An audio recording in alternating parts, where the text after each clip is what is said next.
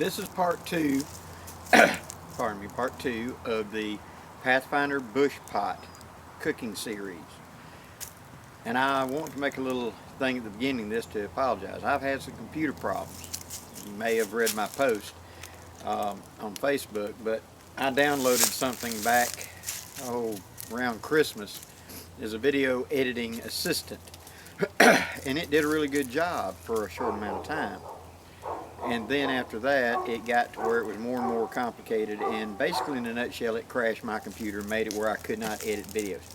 Nugget, don't bump the camera. Come here. Me and Nugget the wonder dog. So it made life really difficult, and I couldn't edit anything. And as you'll notice in that first Pathfinder Bushpot, I had to edit it on YouTube, and I'd never done that before. Don't be marking territory on Daddy's pack. Get over there. And it was a little rough. Well, I got some help, and they're all of 10 years old, and they're the expert, but they showed me how to edit. And so this one will be totally edited on YouTube. So bear with me, I'm learning some software. But I hope you're enjoying this series on the Bushpot. And today we're going to talk about baking. Now, everything that I'm showing you how to do in the Bushpot, you could do in a coffee can, a number 10 can, or a Dutch oven. It's the same idea. We're just recognizing the thickness of the material and the fact that it may cook hotter or slower or have hot spots due to the material it's made out of and what kind of heat source. Now, today I'm kind of short and pressed for time. So I don't have time to build up a great big fire, let it die down, have a good bed of coals for baking. So I'm going to cheat and I'm going to use charcoal, because I've got a half day off of work and I normally wear a suit and tie. So run to home, grab my stuff, come out to my private area and set up to do this video. We're going to attempt to bake bread today.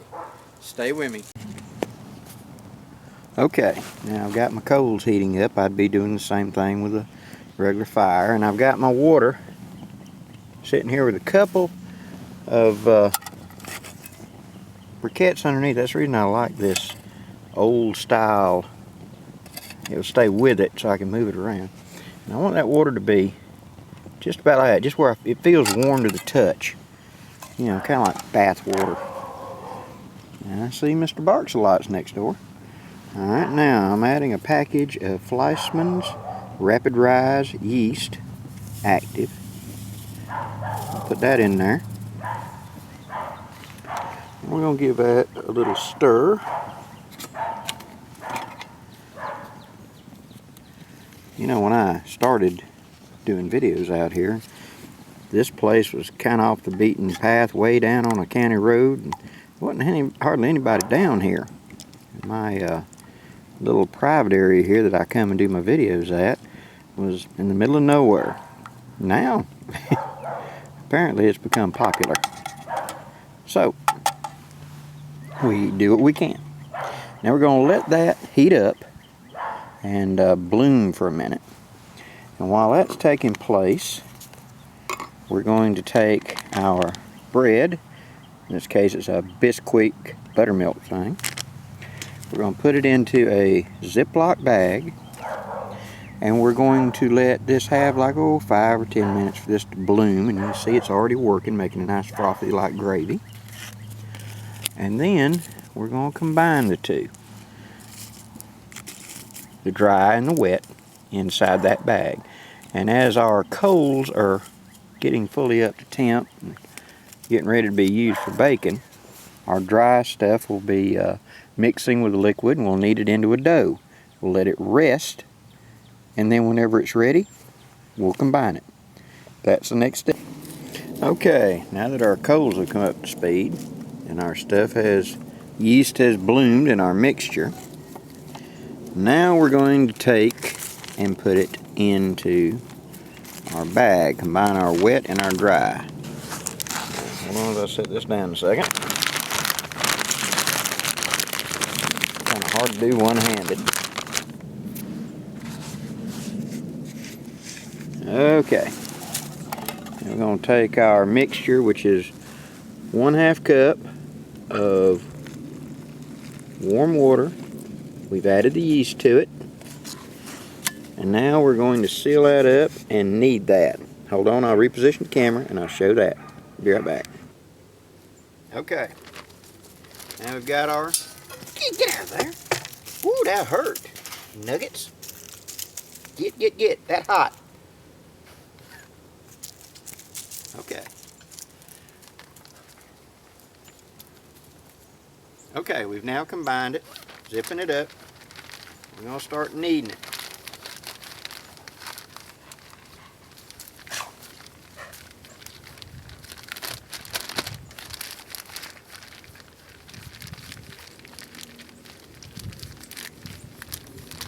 Utilizing the bag to keep it closed and allow us to knead it without making a big mess.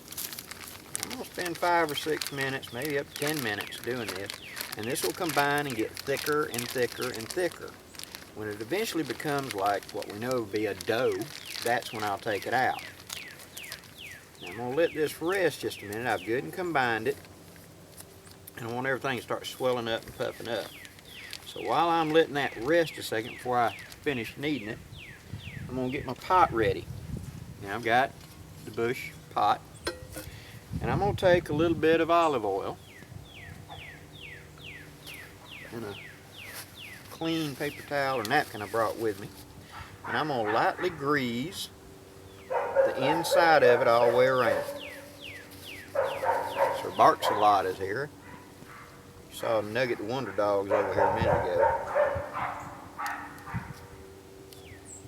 Now, just going to give a light coating on all the surface, all the way around.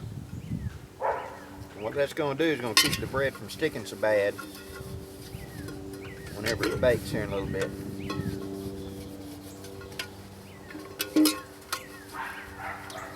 This is also what I normally do when I get done cooking, is I put a little bit of olive oil on my pot inside and out after I'm done, and it helps season it a little bit. Okay, that's nice and lubed. Now I've taken a strip of regular old aluminum foil like this, about 3 feet long, and I've took off like a 8-inch, 10-inch wide piece, 8-inch, and folded it over until I've made about right at an inch, maybe less than an inch wide strip. Now I'm going to take that, curl it around my fingers like this. Then I'm going to open that up,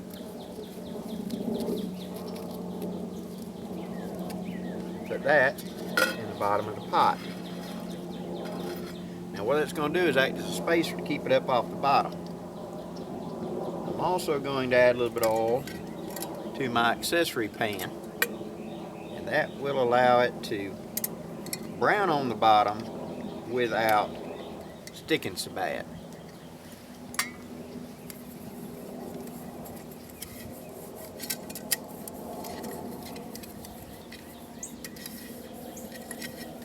Okay, this is what my dough is going to go into. Slide that down, and now it's sitting spaced up off the bottom about a 1/2 inch, and that's what I want. Now right before I actually start cooking, I'm going to put it on like that and let it heat up a bit, because I want it to be, steeping me some tea back here, I want it to be nice and warm whenever this goes in there. I'm going to use it just like a Dutch oven. Now, I'm going to give this a few minutes of kneading to turn it into a dough. Now I'll come back and we'll show you how we put it in 10 minutes. And what I've done is I've kneaded this up real good, and I've squeezed it all down to one end, kind of like a cake decorator. I'm going to take my knife and I'm going to cut it right there, right in the middle of my pan. I'm going to squeeze it out into the pan. It's thicker now.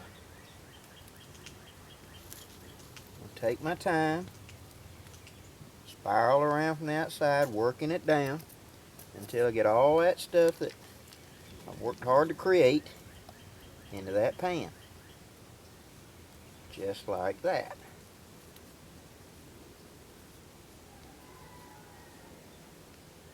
There. And that will go into the garbage. Now,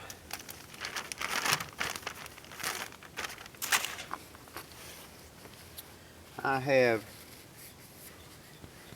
got my dough into my pan.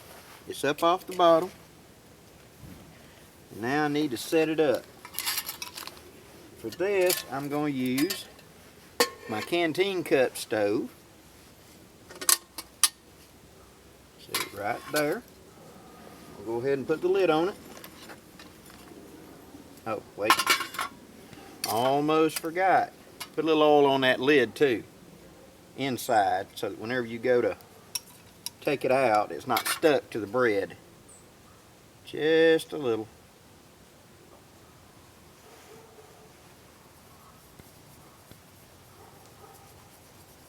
Well, a little bit more than that.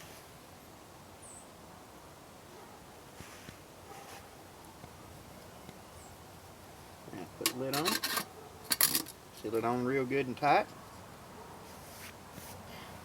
Now, get my area that I'm going to bake in.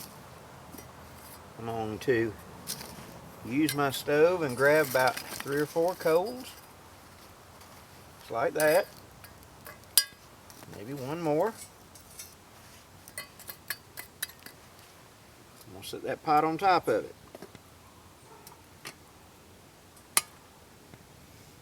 You know, it would help to put it right side up so it was more stable. I want about 90% of the heat on top, and only about 10% of the heat underneath. So, I've got that done. I got my handle out of the way, that laid down. Now we're going to use the Pathfinder stove itself, and we're going to shovel the coals into it. We're going to set it up here on top like that. Now, using this big old serving spoon, which has so many uses, we're going to load up the coals onto it. Try not to get no ash, just get coals.